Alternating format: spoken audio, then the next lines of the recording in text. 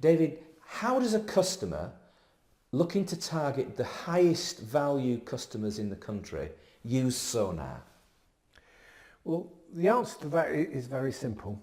Sonar itself groups the country into 80 mutually exclusive groups, and each of those groups is ranked according to affluence. Right. And it uses a wide variety of bits of information in order to do that. So, for example, from census, we've got stuff on occupation, we've got stuff on social grade, we've got stuff on the housing conditions of the area. You know, is it detached properties? Are they large properties? Are many of the people in those areas do they own their own house? All of those sorts of things are predictors of affluence. On top of that, we've got stuff about educational attainment, which again is correlated to affluence.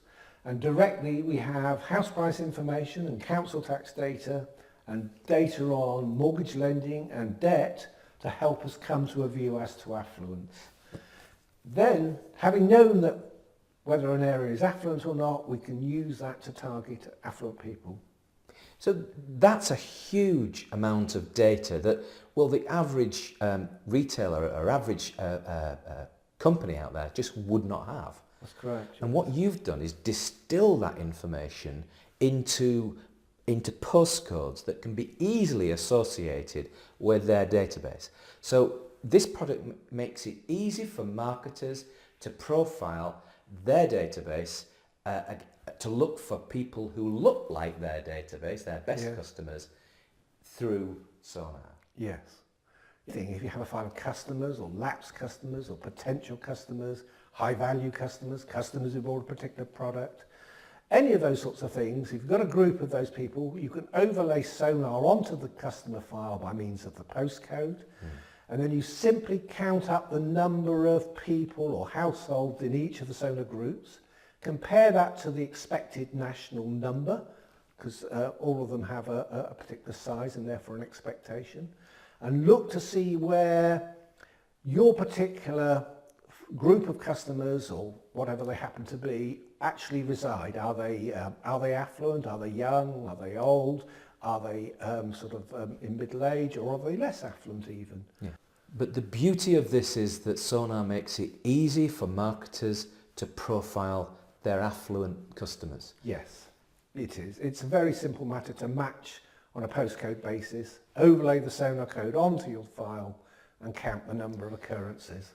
But it's easy to use, but it's also very powerful as well. Yes. You've got experience with some leading brands where you've been up against alternatives to Sonar, and there are alternatives to Sonar, but you succeeded.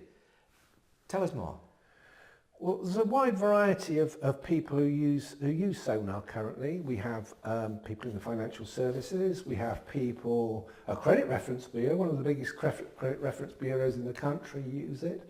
We have charities who use it quite widely. Some of the retail groups use it, and quite a wide variety of customers.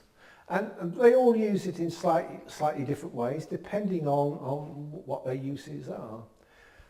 For example, some of the financial services groups do want to identify and look for high value or affluent customers or lookalikes, and they would identify them by the means we just talked about. But another important way in which Sonar is used quite considerably is catchment area analysis. So a retailer might be considering, should I locate a store in a particular area? And it's very simple to generate the profile, as I've just described, and then to use those profile characteristics to identify whether an area, a catchment area, it could be a drive time, it could be a geographical distance from a point, whether the characteristics of that area match those of your profile. Because the closer they are to your profile, the better the chances are that that area would be a good prospect area for you. And if you have an accurate profile, you know who to communicate with, where they live. Yes.